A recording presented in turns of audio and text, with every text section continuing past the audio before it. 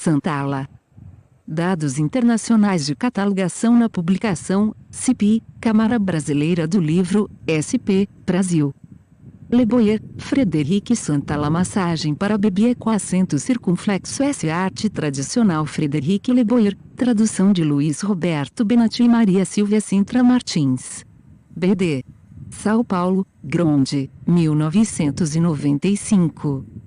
ISBN 85 71 87 029 2 1. Bebes 2. Fisioterapia 3. Massagem 4. Massagem para crianças e título 93 a 1292 CDD 615.82 NLMWB 400. E com acento agudo no disses para Kátia logo sistemático. 1. Fisioterapia em pediatra 615.02. Massagem para bebês, uma arte tradicional. Tradução de Luiz Roberto Benatti e Maria Silvia Sintra Martins. Dedico este livro à minha mãe. A todas as mães. A Santala. E, por seu intermédio, a Índia, minha segunda mãe, de quem tanto aprendi. Quem não se interrogou, um dia, sobre a vida? Quem não procurou, alguma vez, saber o que é ela? Perguntas bastante pretensiosas. Todavia, para quem mais modestamente pergunta, onde começa a vida? E quando? Há uma resposta imediata, simples e evidente: a vida começa com o nascimento. E toda inquietação desaparece. 7 exa? A vida começa com o nascimento. E mesmo 90 no ventre de sua mãe, a criança já não está viva? Ela não se mexe. Sem dúvida, ela se mexe. No entanto, segundo algumas pessoas, ali só existe atividade reflexa. Atividade reflexa. Não. Hoje nós sabemos que, bem antes de vir à luz, a criança percebe a claridade. E escuta. E que, do seu cantinho escuro, ela espreita o mundo. Sabemos também que ela passa da vigília ao sono. E até mesmo que sonha. Por isso, achar que a vida começa com o nascimento é um grande erro.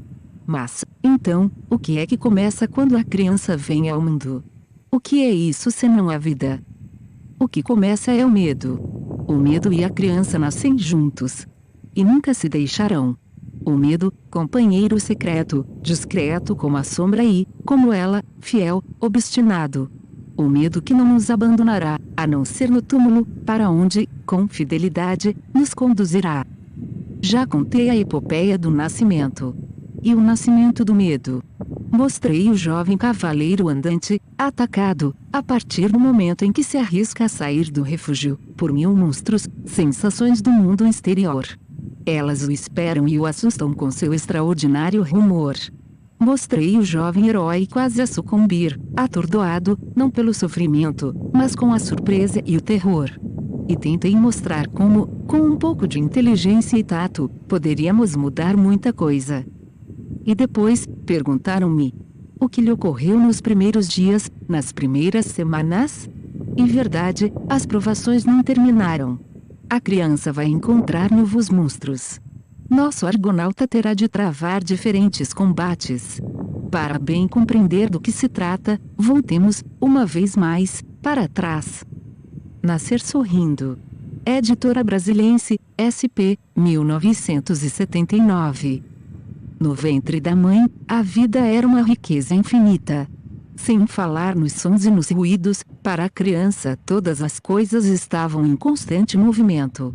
Se a mãe se erguer a andar, se ela se virar ou inclinar-se ou erguer-se na ponta dos pés. Se ela debulhar legumes ou usar a vassoura, quantas ondas, quantas sensações para a criança.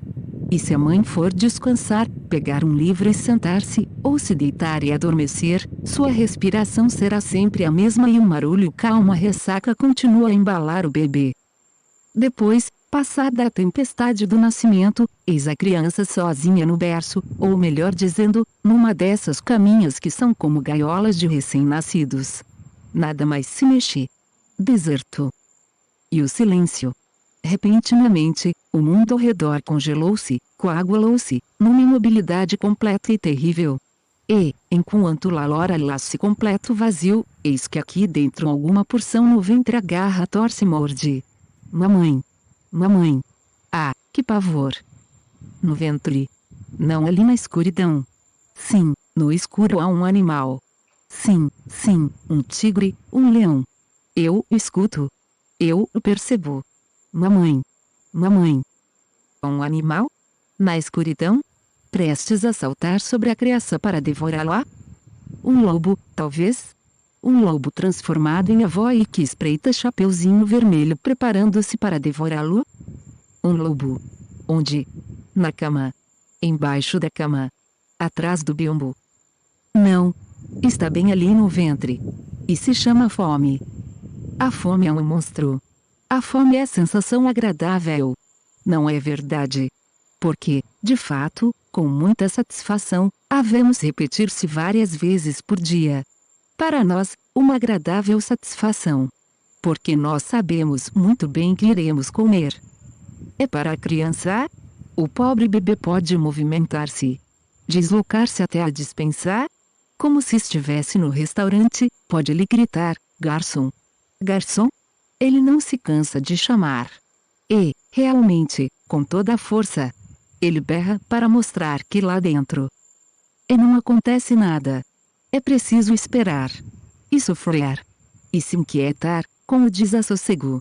Até que, finalmente, do deserto exterior em que o mundo se fez vem alguma coisa que por fim aquieta o monstro desperto lá dentro.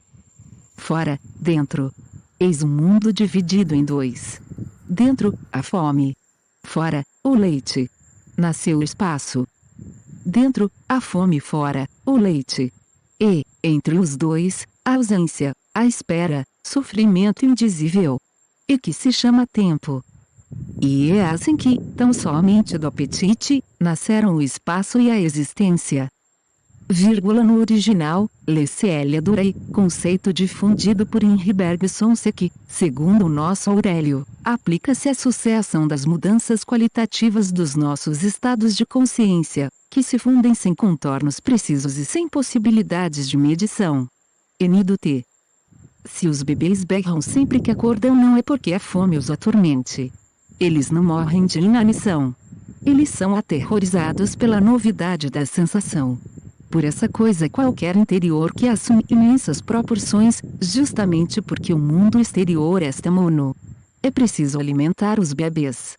Sem dúvida alguma. Alimentar a sua pele tanto quanto o ventre. E, além disso, nesse oceano de novidades, de desconhecido, é preciso devolver-lhe as sensações do passado. Só elas nesse momento podem oferecer-lhe um sentimento de paz, de segurança. A pele e as costas não esquecerão. Já contei como as primeiras contrações no ventre materno aterrorizaram a criança. Já disse como, passada a surpresa, o pequeno ser começou a amar, a esperar por essa força que dele se apoderava, o esmagava e, por isso, o deixava assombrado e saciado. E como, semana após semana, o abraço ficava mais apaixonado, mais poderoso, para, finalmente, culminar no delírio, a embriaguez do parto, do trabalho. Seria grave erro imaginar que o nascimento é necessariamente doloroso para o bebê. A fatalidade da dor não existe. Não mais que a fatalidade do parto. Assim como dar à luz pode ser para a mulher liberada do medo uma experiência inebriante, com a qual nada se pode comparar. Para o bebê, o nascimento pode ser a mais extraordinária, a mais forte, a mais intensa das aventuras. Seu grito é um protesto apaixonado por aquilo que um prazer tão intenso vem interromper de modo brusco. Eu disse como, no nascimento, era preciso segurar a criança, massageá-la. Ao prolongar, dessa maneira, a poderosa sensação, lenta, ritmada, ao fazê-la alimentar-se de modo pausado, evitamos a ruptura brutal, causa de sofrimento e abstinência. Parece a criança, então, que a contração a acompanha até a margem para abandoná-la uma única vez, quando ela estiver bem assentada nessa liberdade nova e embriagante. O que fizemos no nascimento temos de repetir todos os dias, durante semanas e meses, visto que, por muito tempo, sempre que acorda, O bebê espanta-se com o fato de reencontrar o mundo do avesso, as sensações fortes dentro do ventre, do estômago, e fora, coisa alguma. E necessário restabelecer o equilíbrio. E alimentar o de fora com o mesmo cuidado que o de dentro. Para ajudar os bebês a atravessar o deserto dos primeiros meses de vida, a fim de que eles não sintam mais a angústia de estar isolados, perdidos, é preciso falar com suas costas, é preciso falar com sua pele que tem tanta sede e fome quanto o seu ventre. Sim, os bebês têm necessidade de leite. Mas muito mais de ser amados e receber carinho. Sentir. Para o nariz, sentir é perceber o mundo mais adiante do que a mão pode alcançar. Ouvir é explorar mais longe ainda. E ver, a ver, é acariciar com os olhos o universo milhares de quilômetros ao redor. Cada sentido fala o mundo para nós. Seu mundo. E a harmonia se faz.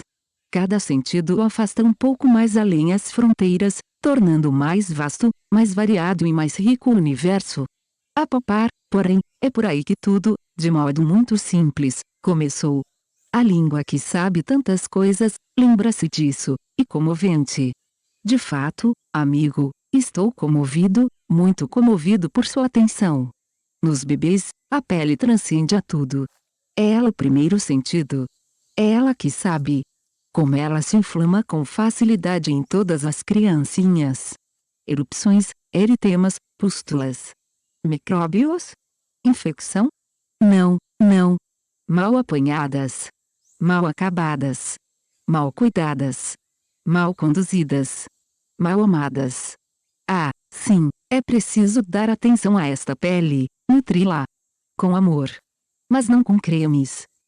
Ser levados, embalados, acariciados, pegos, massageados constitui para os bebês, alimentos tão indispensáveis, se não mais, do que vitaminas, sais minerais e proteínas. Se for privada disso tudo e do cheiro, do calor e da voz que ela conhece bem, mesmo cheia de leite, a criança vai se deixar morrer de fome. Entenda-se, tocante, tocado. M do T, difícil reproduzir o jogo verbal do texto francês, maltouches, malportés. Malportantes, malmenes, malaimes. N do T. Técnica. A massagem do bebês é uma RT tão antiga quanto profunda. Simples, mas difícil. Difícil por ser simples. Como tudo que é profundo. Em toda a arte há uma técnica. Que é preciso aprender e dominar. A arte só aparecerá depois. De fato, ela está ali o tempo todo. Visto que, justamente, ela está além da existência. Mas no momento deixemos de nos preocupar. E vamos à técnica. Que é de grande precisão. Estando a criança inteiramente despida, o importante é que a massagem seja feita em local aquecido. O bebê não deverá jamais sentir frio. No verão, a massagem será feita de preferência ao ar livre. Depois, a criança ficará despida ao sol. Faça a massagem com óleo previamente aquecido. É preciso rejeitar qualquer tipo de óleo mineral e usar tão somente óleos naturais. Na Índia, no inverno, as mulheres usam óleo de mostarda e, no verão, óleo de cocó. A criança deve estar em jejum. Quer isto dizer que a massagem não será feita depois da mamada no peito ou na mamadeira. No Brasil podemos usar óleo de amêndoas ou de camomila. M do E. A massagem será seguida pelo BNHO, que completará a sensação de profundo relaxamento. E livrará a pele do excesso de gordura não absorvida. A massagem será feita de manhã. Ela poderá ser repetida à tarde, antes do sono. A mulher deve estar sentada no chão. Esta questão é fundamental. Sentada no chão, mas não em contato direto com o solo. Pernas esticadas, costas eretas, ombros relaxados. Massagear a criança numa mesa, estando a mulher de pé ou sentada numa cadeira, é falsear o significado profundo. E pôr de lado a afeição. Você está sentada no chão, mas não em contato direto com o solo. Bem próximo, o olho num pequeno recipiente. Morno, não se esqueça. Sobre suas pernas, você estendeu uma toalha. Embaixo dela é prudente por um impermeável.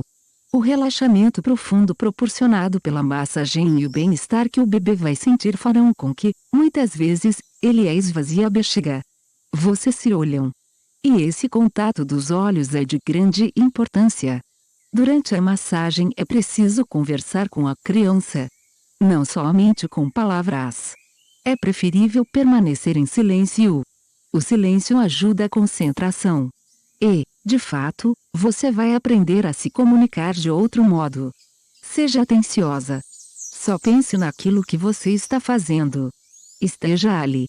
Fale com o bebê com os olhos, com as mãos. Com o seu ser. Se for verão, fizer calor ou se você estiver em sua casa sentindo-se muito bem, fique à vontade.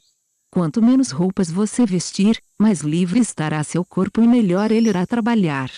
E, agora, não ponha nada entre a criança e você. Coloque o pequeno corpo sobre as suas pernas. O peito. Você banhou as mãos em óleo. Ao colocar as mãos no peito da criança, você as separou. Cada uma delas de um lado, mas ladeando as costas. Retornam ao ponto de partida e, a partir do centro, voltam para os lados. Isto tudo como se, com um livro aberto à sua frente, você tivesse de deixar as páginas bem achatadas. Suas mãos trabalham simultaneamente, mas em direções opostas. Agora, as suas mãos vão trabalhar uma por vez. A partir do flanco esquerdo do bebê, que está à sua direita, sua mão direita vai até o ombro oposto.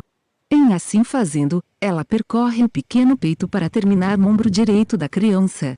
Então, a sua mão esquerda faz o mesmo na direção do ombro esquerdo do bebê, que está à sua direita, e as suas mãos continuam a trabalhar desse modo, uma depois da outra, como se fossem ondas. Você começou de modo lento, bem de leve. Mantendo o ritmo lento, você não deve jamais acelerar, mas conservar o mesmo ritmo, perfeitamente uniforme, do começo ao fim da massagem. Mantendo essa lentidão, a pressão das mãos acentua-se. Isto será feito de modo natural, não intencional.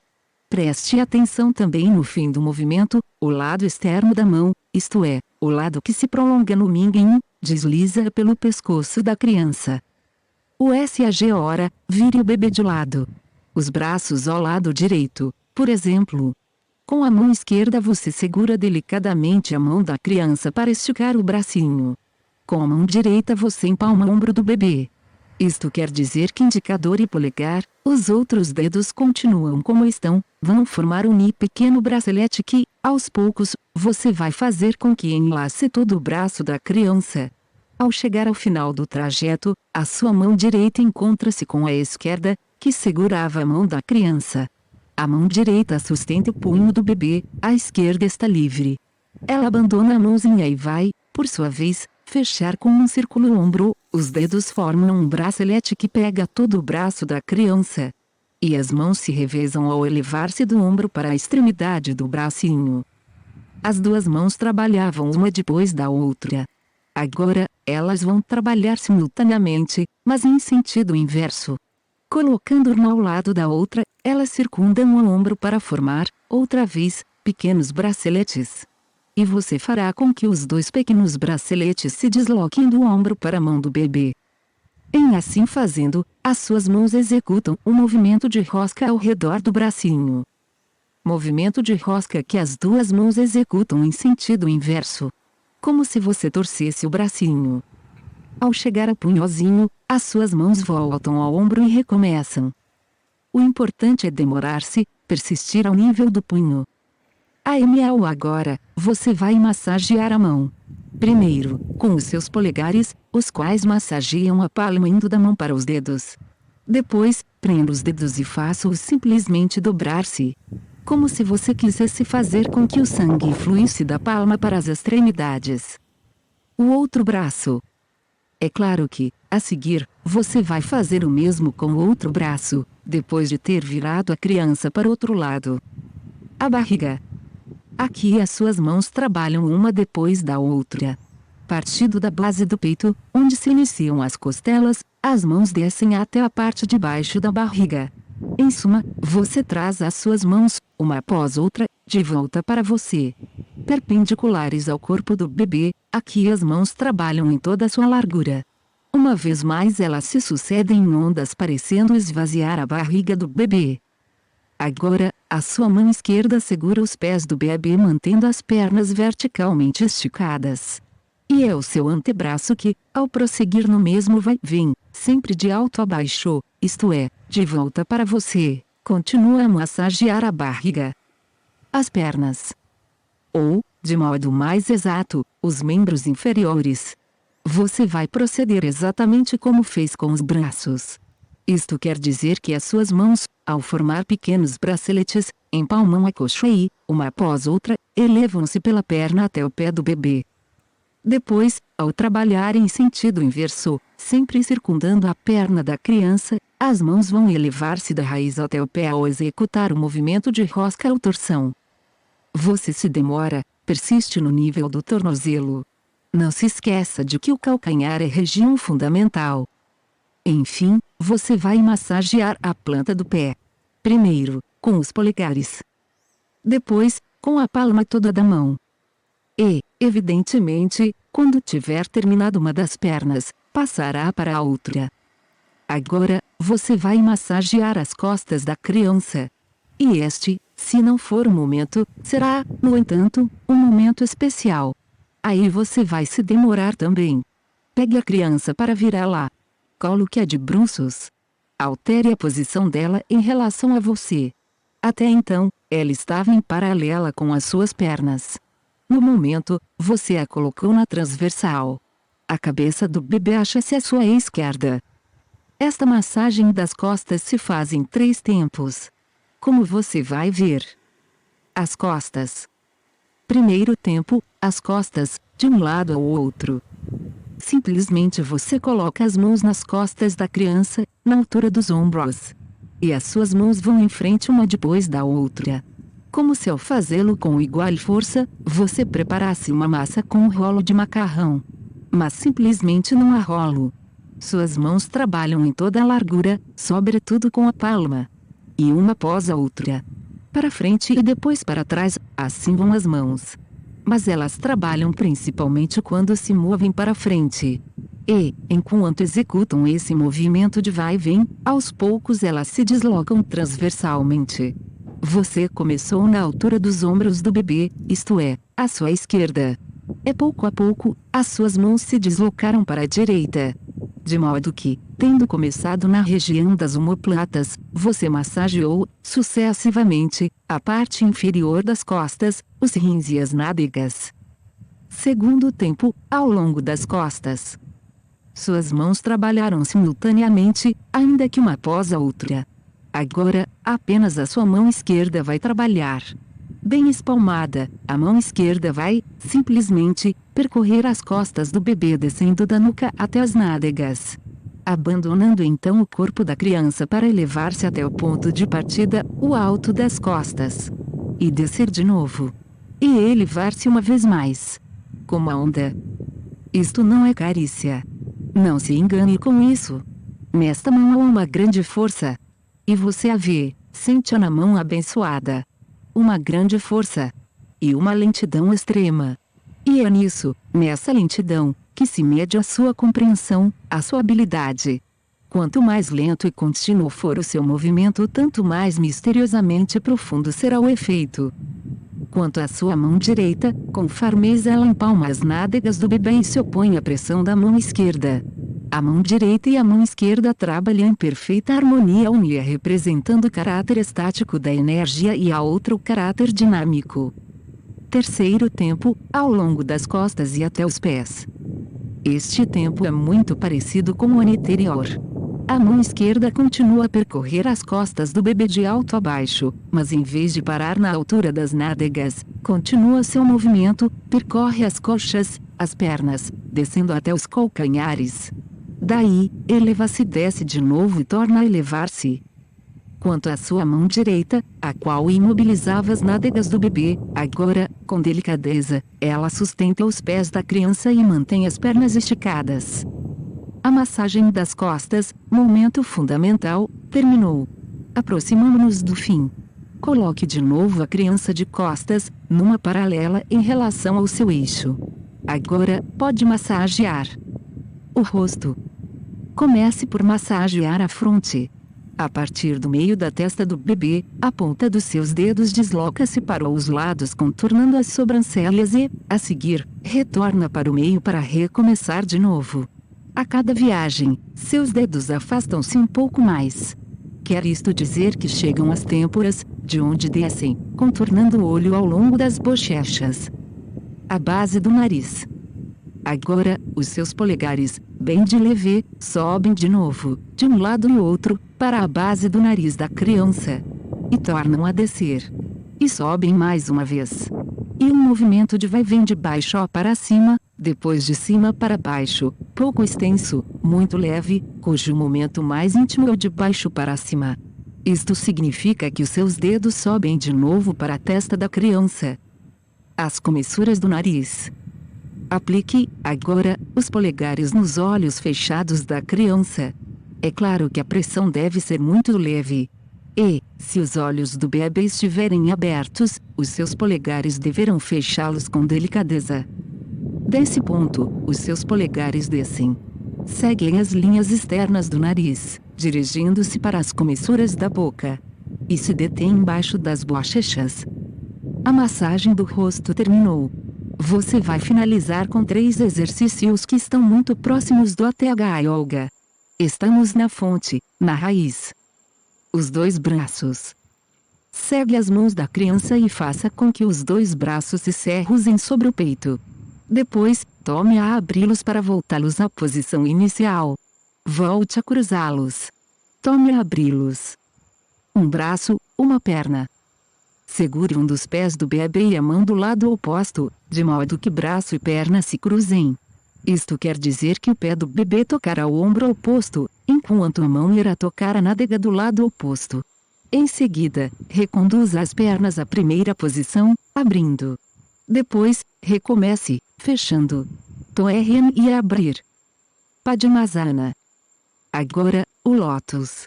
Segure os 2 pés do bebê cruzando as perninhas de modo a trazê-las para a barriga. Depois, ao contrário, abra, ao estender e separar as pernas para trazê-las de volta à posição inicial. Depois, torne a fechar, fazendo, de novo, com que as pernas se cruzem. Abra mais uma vez. Os 3 exercícios encerram a sessão. É preciso ter muito tato, sensibilidade e ciência. Reunir delicadeza e vigor. E compreender bem a intenção, o sentido. Ao cruzar os braços sobre o peito, você libera no bebê toda a tensão que poderia se manter nas costas. E, desse modo, liberar a caixa torácica e a respiração pulmonar. Ao cruzar um braço com uma perna, ou por ombro e outro quadril, você faz com que a coluna vertebral se sujeite a uma inclinação e torção sobre o seu eixo, liberando simultaneamente a coluna de qualquer tensão. Ao cruzar as pernas sobre a barriga, no Padmasana, você provoca a abertura e o relaxamento das articulações da bacia, particularmente de suas junções com o sacro e a base da coluna vertebral.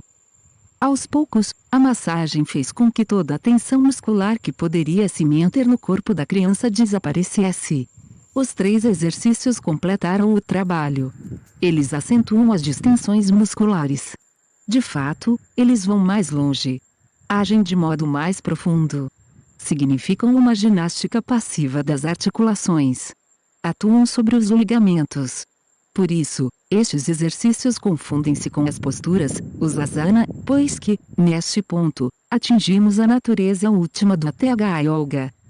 O banho. Terminada a massagem, é o momento ideal para o banho. Não que você precise lavar o bebê ou tirar o excesso de gordura, a pele absorveu tudo. Não. Não se trata de asseio. Mas, uma vez mais, de bem-estar. De completa liberação. A água vai completar o trabalho. E, acredite, ela é bem mais capaz que você. É só deixá-la trabalhar. Por mais aplicada que tenha sido a massagem, certas tensões ou hesitações podem ter se manifestado no corpo da criança. E tais tensões podem ainda estar escondidas ao longo da pequena coluna vertebral, nas costas, ao redor do pescoço, na nuca ou em alguma parte do sacro.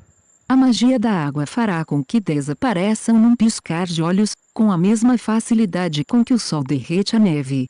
Desde que você a deixe trabalhar. Isto é, com condição de saber como dar banho. Como segurar a criança. Ou melhor, com condição de não a segurar, mas simplesmente deixá-la flutuar. De modo que, de si, nada possa interpor-se entre a água e o bebê. Aceite não ser mais que um observador. Para fazer a criança entrar na água, segure-a pelas axilas.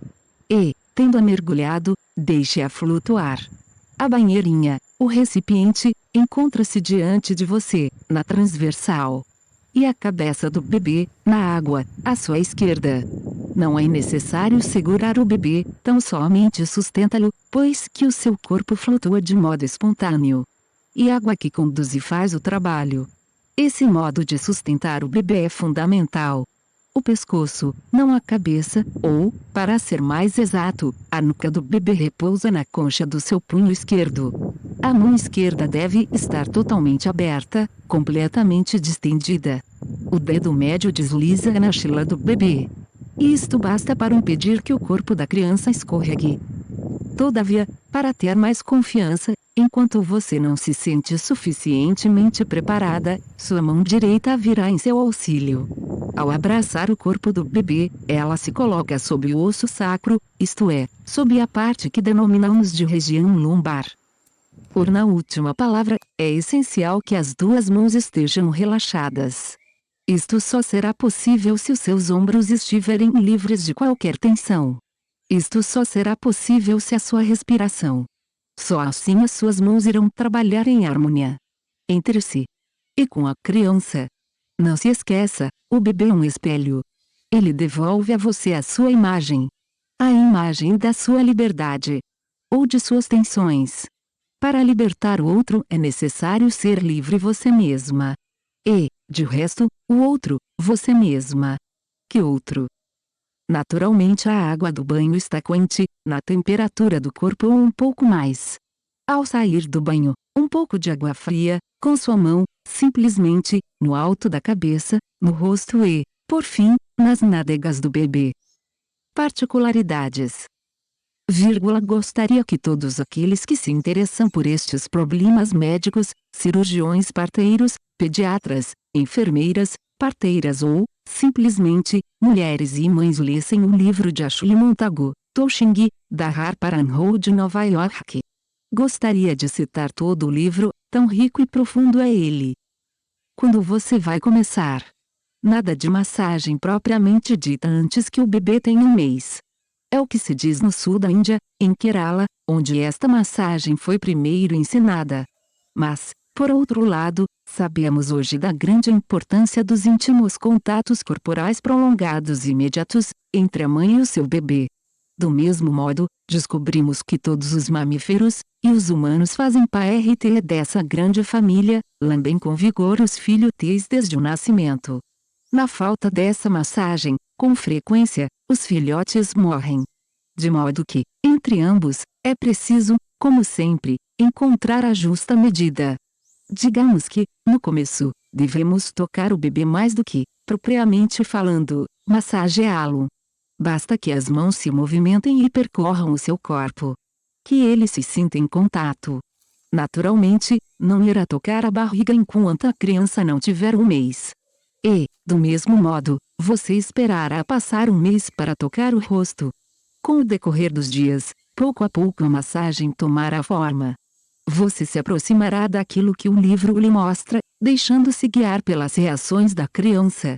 Que em suas mãos, no começo, sejam leves. Ainda que não sejam carícias. E, pouco a pouco, deixe passar a força.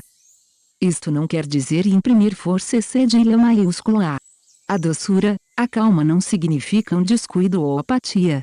E a energia fica mais livre de aspereza, de violência, de agressividade. Mais uma vez não se trata nem de carícia, nem de surra. A energia passa por você. E ela não é sua. E ela que a guia. com condição de você estar aberta e ser atenciosa. De algum modo, você é um instrumento. E essa força se comunicará melhor quanto mais distensa você estiver. Observe como as mãos de Santala são livres. Por conseguinte, veja, sinta com quanta força, inteligência e cuidado há nestas mãos. Quem não pensaria tratar-se de uma luta? Quem não imaginaria que Santala, num acesso de raiva, de loucura, não esteja para bater ou matar o bebê? Do amor ao ódio não há senão um passo. Do mesmo modo que só há um passo desta massagem para a velha surra. É a mesma coisa? Claro que não. A surra proporciona grande bem-estar em quem a dá. Enquanto que aqui o que é uma luta, uma batalha. Mas trata-se de uma batalha de amor. Onde a fúria e a ternura são uma única coisa. Onde se ganha certa plenitude. À medida que se dá. De resto, que contraste entre o poder do movimento de Santala, o poder de sua mão e o abandono, a distensão do corpo da criança. Quanto tempo a massagem deve durar por dia? Quanto tempo? Eis aí nosso velho companheiro. Quando o bebê só tem alguns dias, não se trata bem de massagem, mas simplesmente de carícias, de roçar a pele. E a sessão dura apenas alguns minutos. Ela vai aumentar à proporção que o bebê cresce e entre na vida. Dia a dia, as coisas se definem, ganham maior importância. E tempo. Como se você se familiarizasse e fosse ficando mais hábil. Sem dúvida você gostaria de exatidão. E que lhe dissessem como se tratasse de mamadeiras, tantos minutos no primeiro dia. Depois você aumenta tantos minutos por dia.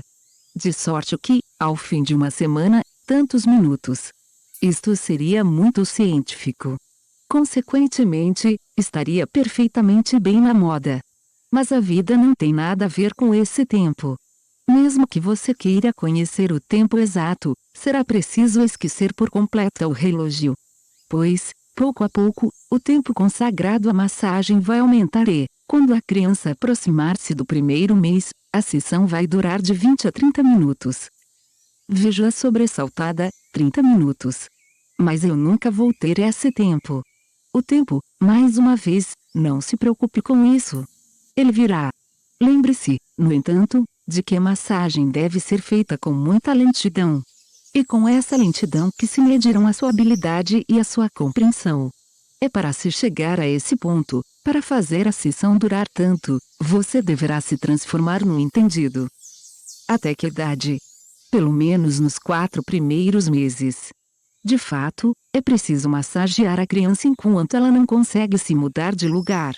No dia em que já puder se virar, ficar de costas e, desse modo, distender bastante as costas e a coluna, você poderá parar. De fato, para a felicidade tanto de um quanto do outro, nada impede de ir muito mais longe. Como se fosse uma despedida. É preciso tempo para criar uma criança. De resto, como você teria ocupado esse tempo de outro modo? E, de fato, a quem você o dedicou? A criança? Desde o início, não foi a você que essa massagem transformou primeiro. Quem protestou, ai, minhas costas. Ai, meus rins. Pois foi preciso ensiná-la de novo a sentar-se no chão. A ficar aí muito tempo. Conservando as costas retas sem tensão. Com graça. Em equilíbrio. Manter-se nesta difícil posição para você, os ombros livres, naturalmente livres, e as pernas, do mesmo modo, esticadas. Sem tensão. É, no entanto, sem dobrar os joelhos. Coisas tão simples para a criança de 1 ano. Mas que para você. Veja que, para libertar, é preciso que você mesmo esteja livre. Não podemos dar o que não temos. Libertar o que? Essa força que dorme ainda no corpo do bebê. Essa força pronta a despertar, florescer, fluir. Quem se chama vida. E que se torna cada vez mais forte, mais rica em você à medida que você a doa. Não foram somente as suas costas que protestaram. Não foram apenas elas que tiveram que repreender. Vejamos, primeiro, o peito. Agora o braço. Primeiro, vejamos o livro. Sim, começando do ombrinho, vamos até o punho. Foi assim que, Com esforço, você foi do livro à criança, da criança ao livro. Foi assim que os seus olhos erraram por aí. E também o seu espírito, da cabeça para as mãos, das mãos para a cabeça. Até que, um dia, os momentos, por si mesmos, se ligaram. Mesmo sem ter notado, as suas mãos, naturalmente, reencontraram o caminho. O peito, o braço, o ventre e também as pernas. E também as costas. E também. Tudo se pôs a fluir. Entre os momentos, um elo. Evidente. Necessário. O livro foi esquecido. E a sua cabeça também. Um verdadeiro conhecimento está ali. Que não é um inútil amontoado de conhecimentos acumulados em seu cérebro. Mas que está ali. Em tudo. Em suas costas. Em suas mãos. Estas mãos que, portadoras de uma força estranha, agora seguem o caminho sozinhas, caminho esse que vem de bem mais longe que você. Transformadas estão as mãos, hábeis, inteligentes, delicadas e sensíveis. Animadas por um ritmo tão prudente quanto inevitável. A massagem fez-se dança. Sim, longe de ser simplesmente um dos cuidados que dedicamos ao bebê, esta massagem é uma arte. E, portanto, você precisará de um mestre. E dessas coisas que não se aprendem num livro. E esta arte é assim. Em que lugar encontrar um mestre, aqui no Ocidente, onde esta massagem é completamente desconhecida? Você pode ir a Calcutá, onde o acaso pôs Santala em meu caminho. Mas será uma longa viagem. Talvez você não venha ter a minha sorte. Talvez você não a encontre. Além disso, você terá de encarar de frente um clima difícil. E as epidemias. E ficar. Pois que são coisas que não se ensinam num dia. E então? Felizmente, o mestre está aí. Como sempre. Tudo sempre está aí. Bem à mão. Se soubermos olhar. Esse mestre, mais uma vez, é o bebê. E ele quem vai ensiná-la, instruí-la. Com uma única condição, você ser modesta. E bastante simples, bastante aberta para segui-lo. Se você puder duvidar, compare apenas a docilidade dele com a sua. Compare as costas dele com as suas. Sim, deixe-se guiar por ele. De resto, virá um dia em que a sua massagem, finalmente, emanará da fonte. Virá um dia em que, cada tempo, de modo natural, simples e necessário, parecerá nascer do tempo precedente. Como os passos de uma dança. Então, atingida tal perfeição, onde estará você? Quem massageará? Quem será massageado? Quem guiará? Você? O bebê? Quem conduzirá o balé? Qualquer coisa, no interior. Que está ali. Quem sempre esteve ali. Adormecida, porém. Qualquer coisa que está ali e que sabe. Estamos na Índia. São as palavras de Chuang Tse, no entanto, que retornam ao meu espírito. Tanto é verdade que a sabedoria não conhece fronteiras. Ele diz, um dia o Duque de Yuan estava para começar a ler num dos aposentos superiores do palácio, enquanto que, embaixo, Pian, o carpinteiro que cuidava das charretes, trabalhava numa roda. Pondo de lado o martelo, o carpinteiro subiu e veio dizer ao Duque, ó que o senhor vai ler? As palavras dos santos, respondeu o Duque. Santos. Eles ainda estão vivos. Não, respondeu o Duque. Eles estão mortos. Então, disse o carpinteiro, o senhor perde tempo. Tudo que o senhor puder encontrar nos livros não passará de lixo dos anciãos. Eu leio, replicou o Duque. E não é um carpinteiro que vai me dar conselho. Na minha grande bondade, eu ordeno que te expliques. Senão, serás levado à morte como o preço a pagar por tua falta de respeito. Veja, disse o carpinteiro, o que o ofício ensinou ao seu servo. Quando eu falo uma roda demoradamente, o trabalho me parece agradável. Mas não é consistente. Se trabalhar rápido, ao contrário, a tarefa será cansativa. E mal feita. Não se deve ir nem rápido, nem devagar. É necessário, de fato, encontrar o ritmo adequado. Que convém à mão. E que corresponde ao coração. É nisso qualquer coisa que as palavras não saberiam expressar. Que eu não soube lazer meu filho compreender. e que ele, infelizmente, não conseguiu aprender. De sorte que, apesar dos 70 anos, continuo ainda fazendo minhas rodas. O que os anciãos não puderam transmitir está completamente morto. E nos livros você só encontrará lixo. E quem é Santala? Foi em Calcutá que encontrei Santala. Certamente, a boa estrela via guia dos meus passos. Calcutá. O nome faz estremecer. A mais abandonada de todas as cidades desta Índia que é considerada tão miserável. Calcutá, lugar de miséria, para não dizer de horror, onde se amontoa, sem ordem, desmedida população, perseguida pela guerra, atraída pelo brilho ilusório da cidade ou fugida das mil e uma calamidades que, nesse país, mais que em outra parte, faz a árdua trama dos dias. Calcutá, no passado a gloriosa capital de Bengala, cidade resplandecente e invejada, agora desfigurada, odiosa, arruinada por uma dessas reviravoltas do destino que, com tanta frequência, vemos nos acontecimentos deste mundo.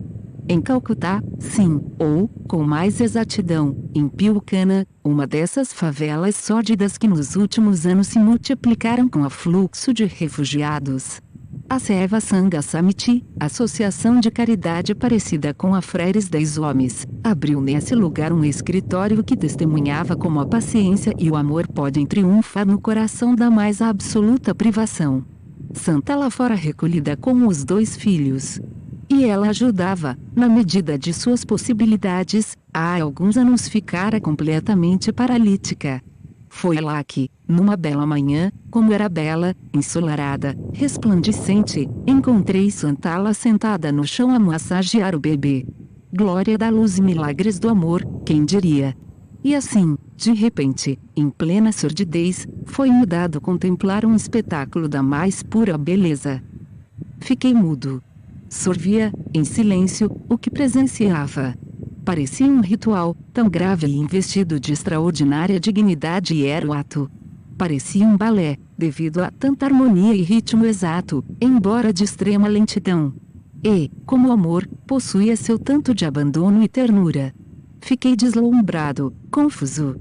O horror das ruas sórdidas que percorrera, dos pardeiros avistados, havia sumido por completo e eu estava cego de tanta beleza e amor. Na verdade, o sol, numa explosão, fizera voar tudo em esplendor e iluminava a alegria por toda parte. De repente, compreendi já sua paciência e como ele pudera permanecer silencioso em meio ao estrume.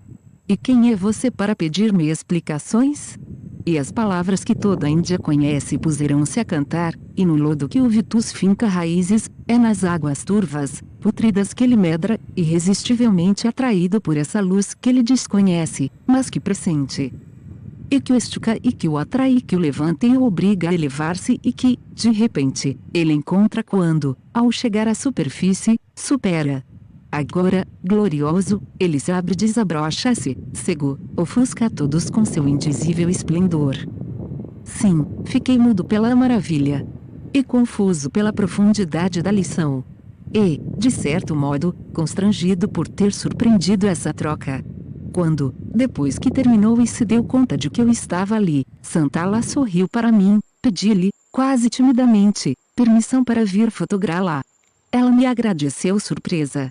Assustada de me ver perder tempo com o que, para ela, não passava de simples tarefa diária. Com simplicidade e amizade, eu tivera a oportunidade de ajudá-la alguns anos antes, ela aceitou. Voltei, então, no dia seguinte. E no outro dia. E em outros dias mais. De tanto que havia para ver e aprender. Embora parecesse tão simples. Tão justo. Tão verdadeiro. Verdadeiro. Na realidade, a verdade é inesgotável. Finalmente, certo dia fiz as fotografias. Como um pintor que tentasse captar no ar, surpreender, deter, capturar o inapreensível, o que se move, o fugidio segredo da beleza. E este segredo estava bem ali. Feito, simplesmente, de amor e luz, de silêncio e gravidade. Agradecimentos. Esta história não poderia terminar sem que os nomes de Elio e Françoise Jalais fossem mencionados. Estes dois seres extraordinários, que a sua modéstia me perdoe, depois de se dedicarem vários anos aos freires da Islâmis, animam agora a Seva Sanjaya Samiti, instituição de caridade bastante parecida mas devotada em particular à Índia. Muito próximos de Madre Teresa, como ela vivendo para os pobres, com os pobres e com eles partilhando a pobreza, Léo e Françoise, acompanhados dos dois filhos, instalam e incentivam lares onde os mais abandonados de Calcutá recebem ajuda sem distinção de classe, casta e religião. Ajuda e, ainda mais, aquela amizade sem a qual a vida não seria possível. É a eles que eu devo a ocasião de ter encontrado Santala, de quem eles continuam a cuidar. Que eles sejam profundamente recompensados por isso. É através deles que poderiam entrar em contato com Santala os que quisessem conhecê-la. Léo e Françoise Jalai Seva Sangha Samiti 5B Roy Road Pilcana Aura West Bengal Índia. As primeiras semanas que se seguem ao nascimento são como a travessia de um deserto. Deserto povoado de monstros, as novas sensações que, brotadas do interior ameaçam o corpo da criança. Depois do calor no seio materno, depois do terrível estrangulamento do nascimento, a enregelada solidão do BRCC de ilha maiúsculo O. A seguir, aparece uma fera, a fome, que morde o bebê nas entranhas. O que enlouquece a pobre criança não é a crueldade da ferida. É essa novidade, a morte e do mundo que a rodeia e que empresta ao monstro exageradas proporções. Como acalmar essa angústia? Nutrir a criança? Sim. Mas não só com o leite. É preciso pegá-la no colo. É preciso acariciá-la, embalá-la e massageá-la. É necessário conversar com a sua pele, falar com suas costas que têm sede e fome, como sua barriga. Nos países que preservaram o profundo sentido das coisas, as mulheres ainda se recordam disso tudo. Aprenderam com suas mães e ensinarão às filhas essa arte profunda, simples e muito antiga que ajuda a criança a aceitar o mundo e a sorrir para a vida. FL. Esta obra foi digitalizada sem fins comerciais e destinada unicamente à leitura de pessoas portadoras de deficiência visual.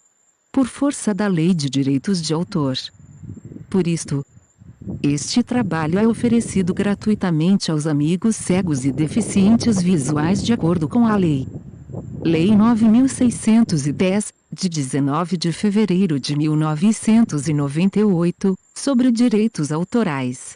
Alteração, atualização e consolidação da legislação. Título I, dos direitos do autor. Capítulo IV, das limitações aos direitos autorais. Art. 46 não constitui ofensa aos direitos autorais, e, a reprodução d. de obras literárias, artísticas ou científicas, para uso exclusivo de deficientes visuais, sempre que a reprodução, sem fins comerciais, seja feita mediante o sistema Braille ou outro procedimento em qualquer suporte para esses destinatários. Santala. Dados internacionais de catalogação na publicação, CIP, Câmara Brasileira do Livro, SP, Brasil. Le Boyer, Frederic Santala Massagem para bebê com acento circunflexo S. Arte tradicional Frederic Le Boyer, tradução de Luiz Roberto Benatti e Maria Silvia Sintra Martins. BD. São Paulo, Gronde, 1995. ISBN 85, 71 87, 029, 2. 1. Bebes 2. Fisioterapia 3. Massagem 4. Massagem para crianças e título 93 a 1292 CDD 615.82 NLMWB 400. E com acento agudo no disses para Kátia logo sistemático. 1. Fisioterapia em pediatra 615.02. Massagem para bebês, uma arte tradicional. Tradução de Luiz Roberto Benatti e Maria Silvia Sintra Martins. Dedico este livro à minha mãe. A todas as mães. A Santala. E, por seu intermédio, a Índia, minha segunda mãe, de quem tanto aprendi. Quem não se interrogou, um dia, sobre a vida? Quem não procurou, alguma vez, saber o que é ela? Perguntas bastante pretensiosas. Todavia, para quem mais modestamente pergunta, onde começa a vida? E quando? Há uma resposta imediata, simples e evidente: a vida começa com o nascimento. E toda inquietação desaparece. 7 exa? A vida começa com o nascimento. E mesmo 90 no ventre de sua mãe, a criança já não está viva? Ela não se mexe. Sem dúvida, ela se mexe. No entanto, segundo algumas pessoas, ali só existe atividade reflexa. Atividade reflexa. Não. Hoje nós sabemos que, bem antes de vir à luz, a criança percebe a claridade. E escuta. E que, do seu cantinho escuro, ela espreita o mundo. Sabemos também que ela passa da vigília ao sono. E até mesmo que sonha. Por isso, achar que a vida começa com o nascimento é um grande erro. Mas, então, o que é que começa quando a criança vem ao mundo? O que é isso senão a vida? O que começa é o medo. O medo e a criança nascem juntos. E nunca se deixarão.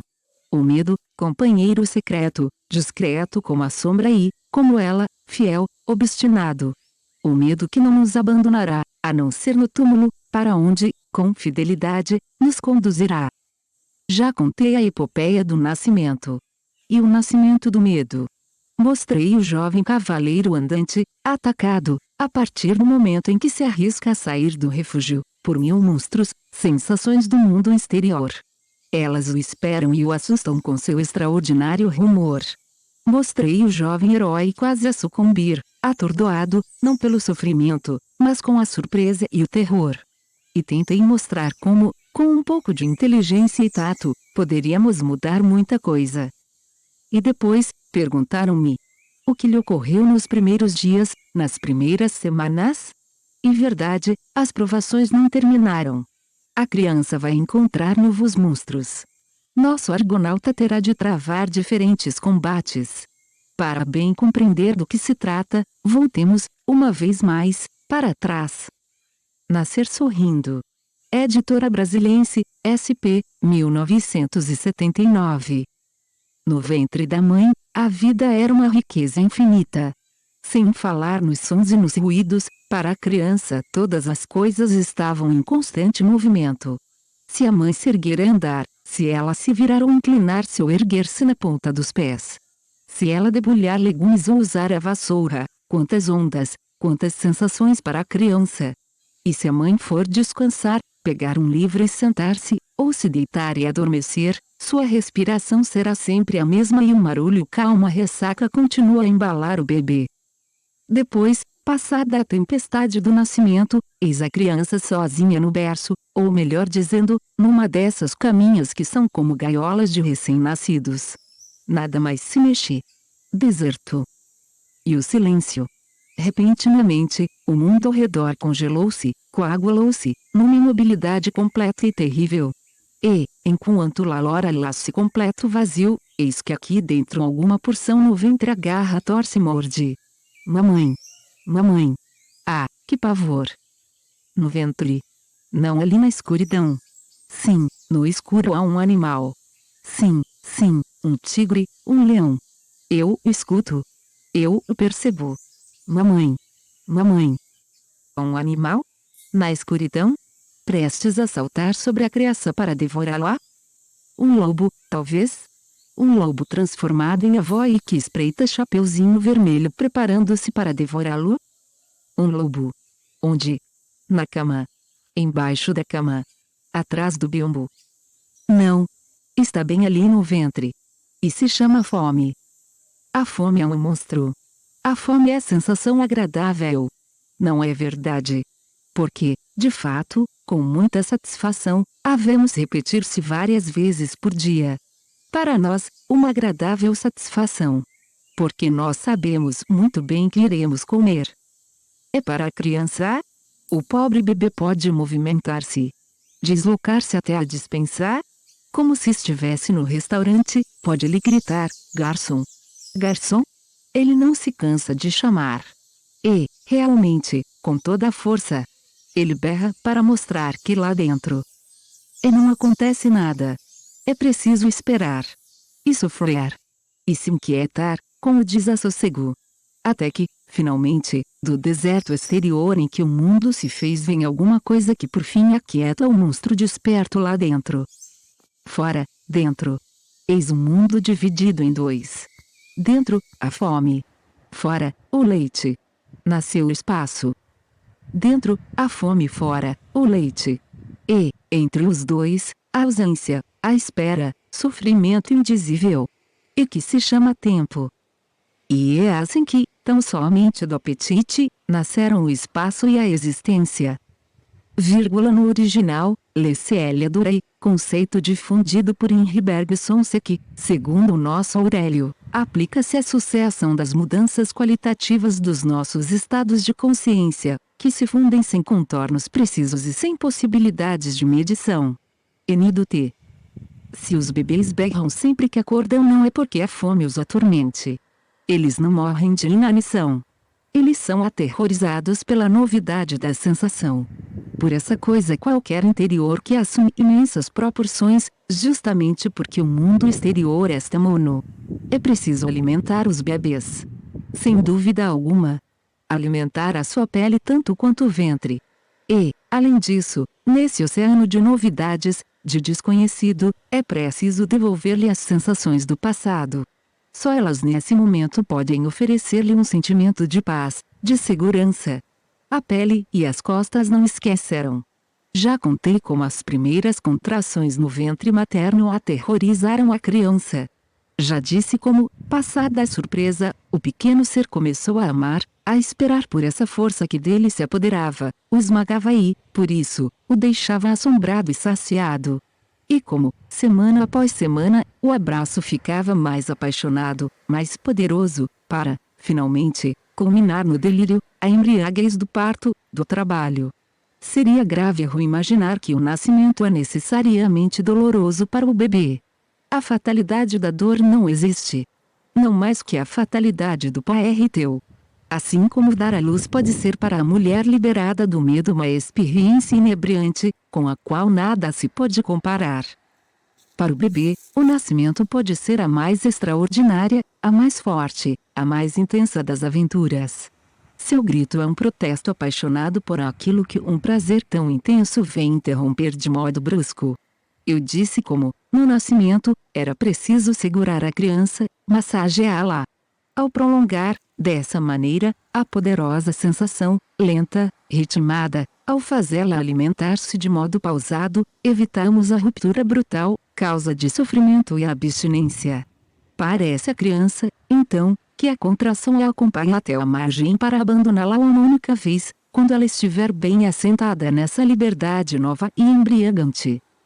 O que fizemos no nascimento temos de repetir todos os dias, durante semanas e meses, visto que, por muito tempo, sempre que acorda, o bebê espanta-se com o fato de reencontrar o mundo do avesso, as sensações fortes dentro do ventre, do estômago, e fora, coisa alguma. E necessário restabelecer o equilíbrio. E alimentar o de fora com o mesmo cuidado que o de dentro. Para ajudar os bebês a atravessar o deserto dos primeiros meses de vida, a fim de que eles não sintam mais a angústia de estar isolados, perdidos, é preciso falar com suas costas, é preciso falar com sua pele que tem tanta sede e fome quanto o seu ventre. Sim, os bebês têm necessidade de leite. Mas muito mais de ser amados e receber carinho. Sentir. Para o nariz, sentir é perceber o mundo mais adiante do que a mão pode alcançar. Ouvir é explorar mais longe ainda. E ver, a ver, é acariciar com os olhos o universo milhares de quilômetros ao redor. Cada sentido fala o mundo para nós. Seu mundo. E a harmonia se faz. Cada sentido o afasta um pouco mais além as fronteiras, tornando mais vasto, mais variado e mais rico o universo. A palpar, porém, é por aí que tudo, de modo muito simples, começou. A língua que sabe tantas coisas, lembra-se disso, e comovente. De fato, amigo, estou comovido, muito comovido por sua atenção. Nos bebês, a pele transcende a tudo. É ela o primeiro sentido. É ela que sabe. Como ela se inflama com facilidade em todas as criancinhas. Erupções, eritemas, pústulas. Micróbios? Infecção? Não, não. Mal apanhadas. Mal acabadas. Mal cuidadas. Mal conduzidas. Mal amadas. Ah, sim, é preciso dar atenção a esta pele, nutri-la. Com amor. Mas não com cremes. Ser levados, embalados, acariciados, pegos, massageados constitui para os bebês alimentos tão indispensáveis, se não mais, do que vitaminas, sais minerais e proteínas. Se for privada disso tudo e do cheiro, do calor e da voz que ela conhece bem, mesmo cheia de leite, a criança vai se deixar morrer de fome. Vírgula, vírgula, entenda-se, tocante, tocado. M do T, difícil reproduzir o jogo verbal do texto francês, maltouches, malportés. Malportantes, malmenés, malaimes. Vírgula N do T. Técnica. A massagem do bebês é uma RT tão antiga quanto profunda. Simples, mas difícil. Difícil por ser simples. Como tu